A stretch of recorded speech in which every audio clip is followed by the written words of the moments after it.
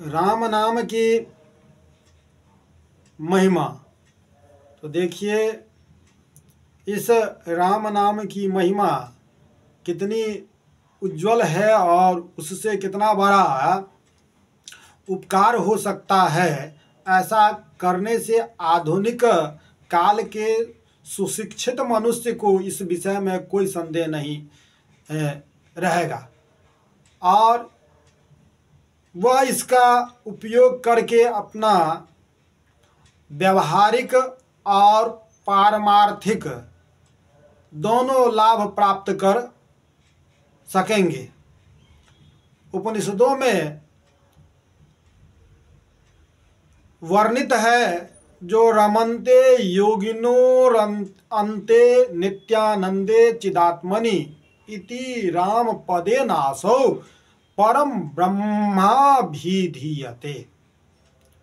अर्थात योगी लोग जिन अनंत नित्यानंद चिदात्मा में रममान होते हैं उसी का राम पद से बोध होता है, उसी को परब्रह्म कहते हैं।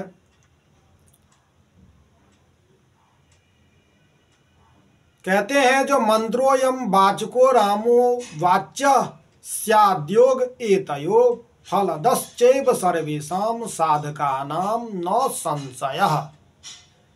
यह मंत्र राम का वाचक है और राम वाच्य है। इन दोनों का जो योग है वह सब प्रकार के साधकों को फल देने वाला है, इसमें कोई संदेह नहीं। एवं मुमुर्खोर दक्षिणे करने जस्य कस्यापि वा स्वयं उपदेश्यसि मन मंत्रम स मुक्तो भविता शिव। स्वयं श्री रामचंद्र भगवान शंकर से कहते हैं, जो हे शिव, मुमुर्खु के दाहिने कान में जिस किसी को राम मंत्र का उपदेश हो और जो कोई इस प्रकार जप करे वह मुक्त होगा। इसी प्रकार कहते हैं, जो गान पत्येषु सेवेषु शाक्त सौरेष्वभीष्टदा वैष्णवेष्वपि सर्वेषु राम मंत्र फलाधिका। गणेश, शिव, शक्ति, सूर्य और विष्णु इन सब नामों के जप से होने वाले कल्याण की अपेक्षा राम नाम मंत्र के जाप का फल अधिक है। इस प्रकार राम नाम के जप की महिमा उपनिषदों ने गाई है। ये तो राम नाम शब्द के अर्थ और उसके जो लाभ वो हमने कहे। अब जरा इस मंत्र शास्त्र की दृष्टि से राम इन अक्षरों के उच्चारण में क्या शक्ति है, यह भी थोड़ा विचार करें। तो देखिए, वर्णाचार वर्णों के गुणधर्म क्या है। तो राम शब्द में र अ म ये अक्षर, ये वर्ण मिले हुए हैं जिससे राम शब्द बनता है।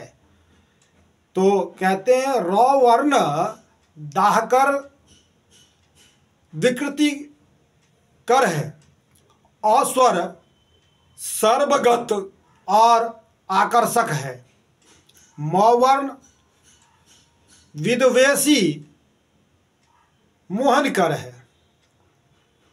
इसी प्रकार यदि राम मंत्र के, राम नाम के बीजाक्षर गुण को देखें तो हमें प्राप्त होता है जो र अग्निबीज, र अग्निबीज है और आ वायु बीज है, म आकाश बीज है, पृथ्वी बीज स्तंभक, आप बीज शांतिकर, अग्नि बीज दाहक, वायुवीज चालक और आकाशवीज संक्षेपक है।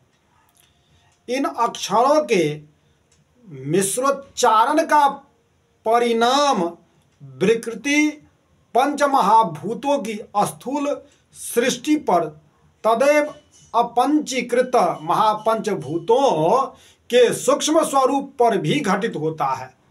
आकाश से पृथ्वी तक आने में जैसे सूक्ष्म से स्थूल में आना होता है, वैसे ही स्थूल से पुनः लौटकर पृथ्वी और आपको अग्नि वायु और आकाश में से होकर इनके भी परे जो मूल स्वरूप अर्थात ब्रह्म स्वरूप हैं, उनमें ले जाने की सामर्थ्य भी इन्हीं अक्षरों में अर्थात राम नाम में है।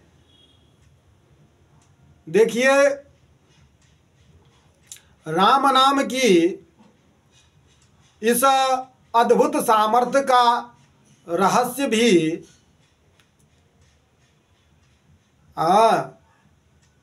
बाबा श्री तुलसीदास जी ने बड़ा ही रहस्यमय भाषा के द्वारा ही कथन किया। वे कहते हैं, जो एक छत्र एक मुकुट मणि सब वर्णनी पर जो आ तुलसी रघुवर नाग के वरण विराजत दो। एक छत्र एक मुकुट मणि सब वर्णनि पर जो तुलसी रघुवर नाम ते के वरण विराजत दो। एक छत्र और एक मुकुट मणि यानी अर्धमात्रा और उस पर बिंदी, इनके साथ सब वर्णों सहित अथवा किसी अक्षर युक्त वर्ण सहित जिस आकार का योग होता है और उस आकार के योग से इस प्रकार जो ओंकार स्वरूप है, वही राम इन दो वर्णों में शोभायमान है। राम नाम का उच्चारण ओंकार ही उच्चार है। रेफस्योर्धवि गति मनुस्वारः, ये वचन और सूत्र प्रसिद्ध हैं। रकार रेफ चिन्ह सूचित करता है, वही छत्र है। मकार बिंदु चिन्ह सूचित करता है, वही मुकुटमणि है। और दोनों को जोड़ने वाला आ जो है, वह अ का ही दीर्घ स्वरूप है। इसलिए र आ म राम और ओंकार स्वरूप ही है। ओंकार के जप का जो महात्मा वेदों और उपनिषदों ने बताया है, वही महात्मा राम नाम के जाप का है।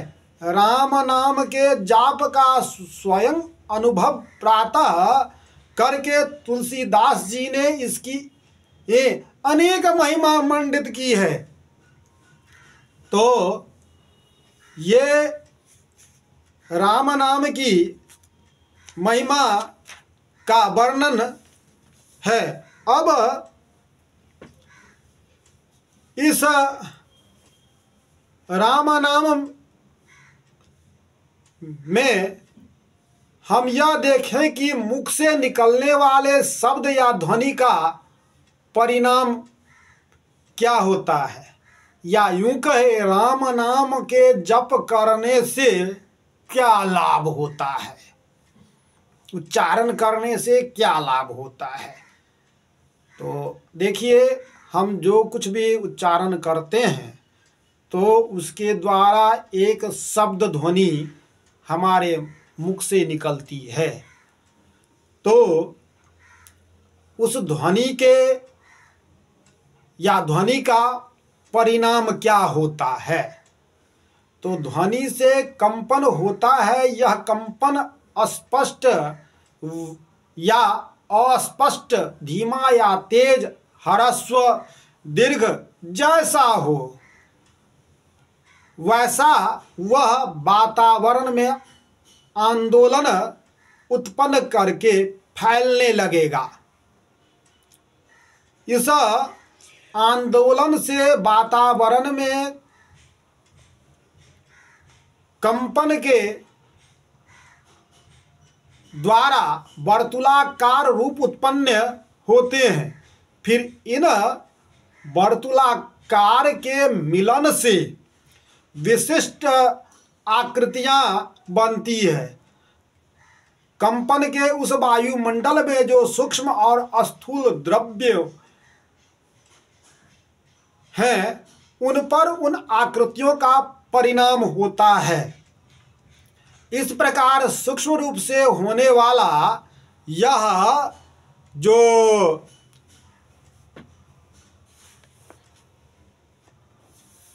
परिणाम योग संस्कार होने से सतत कार्य करते रहते हैं, उन्हें स्थूल कार्य का निर्माण होते रहते हैं। इस ध्वनि कंपन का परिणाम ईथर नामक अत्यंत सूक्ष्म द्रव पर भी होता है और उससे उसकी समता में भी कंपन कार्य प्रारंभ करता है। विशेष न कहकर मैं सिर्फ इतना कहना चाहता हूँ, जो इस कंपन ध्वनि का ही रूप हमें वाद्य यंत्रों में ध्वनि रेखा के द्वारा दृष्टिगोचर होता है।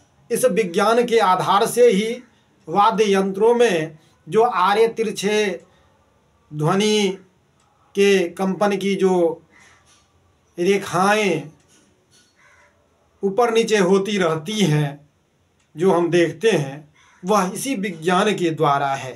तो राम नाम के जप से जो कंपन निकलता है, वह इस कंपन के द्वारा इस ब्रह्मांड में व्याप्त होता है और उसके द्वारा एक आकृति निकलती है। जैसा हमारे द्वारा राम नाम उच्चारित किया जाता है, उस अनुसार कंपन ध्वनि निकलती है और उस ध्वनि के साथ साथ वैसा ही रूप आकृति वह ग्रहण करती है। तो वह रूप आकृति जो है सो मुंह से मंत्रोच्चार करने के पूर्व उस उच्चार का अपने मन में उत्पन्न होना आवश्यक होता है। देखिए, अगर हम नाम जपते हैं तो वह मन में पहले उत्पन्न होता है, उसकी आवश्यकता होती है। मंत्र के उत्पन्न हुए बिना मुंह से निकल ही नहीं सकता। और मन के भी पूर्व उसका अपने मस्तिष्क में किसी सूक्ष्म रूप से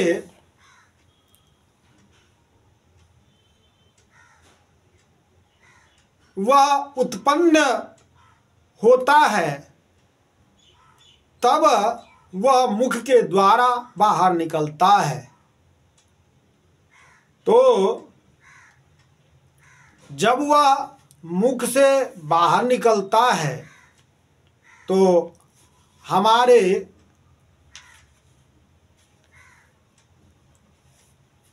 शरीर में मन और वाणी के द्वारा जो